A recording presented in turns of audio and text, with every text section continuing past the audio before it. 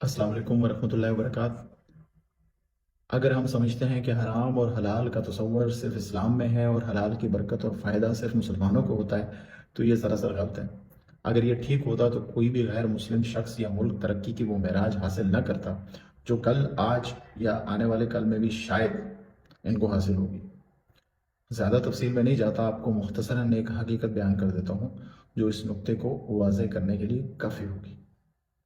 وہ یوں ہے کہ یورپی، مغربی، امریکی ممالک، بالخصوص ریاست ہائے متحدہ امریکہ کی ہی مثال لے لیتے ہیں۔ وہاں پہ کئی ملٹی بلین ڈالر لوگ ہیں جن کے پاس سینکڑوں بلین ڈالر موجود ہیں۔ ایسی شخصیات ہیں جن کی دولت پاکستان جیسے ممالک کی مشترکہ دولت سے بھی زیادہ ہے۔ ذرا سوچیے کہ اگر وہ کسی کاروبار سے منسلک ہیں اور کسی ایک شخص کے پاس اتنی دولت ہے تو اس کاروبار کے نتیجے میں دوسرے کتنے مالدار لوگ پیدا ہوئے ہوں گے اور ملک کو اس آمدنی کا کس قدر فائدہ ہوا ہوگا، ٹیکس کی مد میں یا ایکسپورٹ کی مد میں۔ کیونکہ مذکورہ شخص کی دولت ڈکلیئرڈ ہے، ملک کے قوانین کے مطابق اس کے کاغذات موجود ہیں اور اس کی تمام رسیدیں موجود ہیں اور ملک کا قانون اسے قانونی تصور کرتا ہے، تو اس ملک کی حد تک، اس قانون کی حد تک وہ حلال ہے۔ مغرض یہ ہے کہ اگر یہ کاروبار ملک کے قوانین کے مطابق ٹھیک ہے تو یہ حلال ہے۔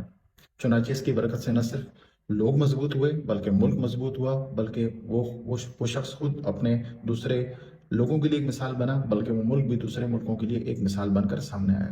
اور قانونی طور پہ مضبوط ہونے کی وجہ سے اس شخص کی اچھائی نہ صرف ملک تک ہوئی بلکہ ملک سے باہر کے لوگوں کو بھی کاروبار کی مد میں یا دوسرے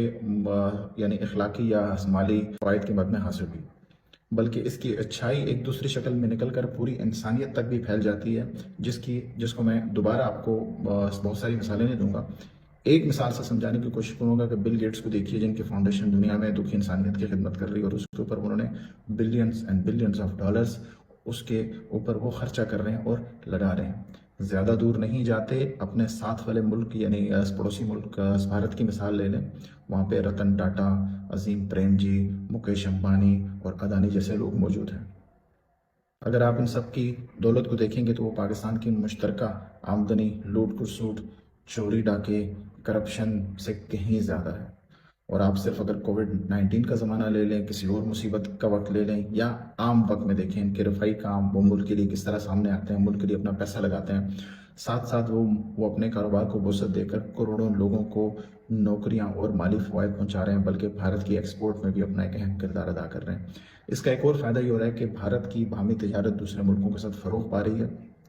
پھر بھی زیادہ تفصیل میں نہیں جاتا، آپ کو ایک مختصر سی مثال دیتا ہوں کہ مکیش امبانی کی ریلائنس میں صرف سعودی عرب کی اتنی انویسٹمنٹ ہے جتنا پاکستان نے پچھلے 30 سال میں IMF اور ورلڈ بینک سے بھیک مانگی ہے۔ کیا ملا ہے وہ ایک دوسری بات ہے، میں آپ سے کہہ رہا ہوں کہ صرف جو ہم نے بھیک مانگی ہے 30 سالوں میں اپنی قوم کی خودداری کا، اپنی عزت کا سودا کر کے، اس سے صرف سعودی عرب کی انویسٹمنٹ ریلائنس کے اندر زیادہ ہے۔ دوسری طرف صرف ٹاٹا کی کمپنیوں کی آمدنی پاکستان کی سالانہ آمدنی سے 2-3 گنا زیادہ ہے، اور اڈانی کو تو چھوڑیے، وہ دنیا کے دوسرے تیسرے امیر ترین شخص ہیں جن کی دولت پاکستان کی پوری تاریخی دولت سے بھی زیادہ ہے۔ اور عظیم پریم جی صاحب تو ہر سال اتنا پیسہ ڈونیٹ کر دیتے ہیں جتنا پاکستان کی ٹیکسٹائل کی صنعت کماتی ہے۔ تو بے حسی اور بے شرمی کی تمام حدیں یہاں پر پار ہو چکی ہیں اگر آپ موازنہ کریں تو۔ یعنی آپ یوں سمجھیے کہ معاشی اعداد و شمار ہر طرف سے ہمارے منہ پر زناٹے دار تھپڑ رسید کر رہے ہیں، مگر وہ کہتے ہیں نا کہ بے شرم کو سیکھ کہاں۔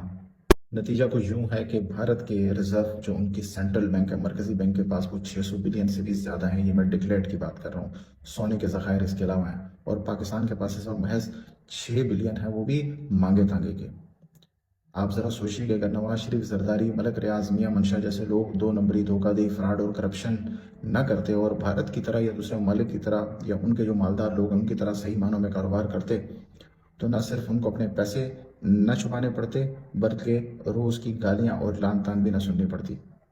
اور ان کی جائز دولت ان کی ناجائز دولت سے 10 گنا زیادہ ہوتی، جس سے ملک بھی مالدار ہوتا، ان کی نسلیں بھی مالدار ہوتی اور خوشحال ہوتی، اور ان کی نیک نامی بھی پیدا ہوتی، اور ثواب تو آپ سمجھیں کہ رہ گیا دوسری طرف، مگر حرام اور حلال کا فرق نہ کرنے کی وجہ سے خود بھی ذلت اٹھا رہے ہیں، ملک بھی ذلیل ہو رہا ہے، اور اگلا جہان جہنم بن کر اب ان کا منتظر ہے۔ ساتھ ساتھ عوام کو بھی حرام خوری اور 2 نمبری کی لت پہ لگا دیا ہے، اور اب صرف پاکستان میں ایماندار وہ شخص رہ گیا ہے جس کو کچھ ہاتھ کرنے کا موقع نہیں ملا۔ چنانچہ حرام کی تباہ کاریاں اور حلال کی رحمت یہ نہیں دیکھتی کہ سامنے والا مسلمان ہے یا کافر ہے۔ اب میں اس بحث میں نہیں پڑھتا کہ ہم مسلمان ہیں، ہمیں تو زیادہ ایماندار ہونا چاہیے، کیونکہ اس بحث کے نتیجے میں کبھی امکان ہے کہ بحیثیت قوم ہمارے مسلمان نہ ہونے کے یعنی ہمارے مسلمان نہ ہونے پر کوئی واضح دلیل سامنے آ جائے گی، مضبوط ٹھوس ثبوت سامنے آ جائے گا کہ بحیثیت قوم ہم مسلمان نہیں ہیں۔ اس لیے دل کو بہلانے کے لیے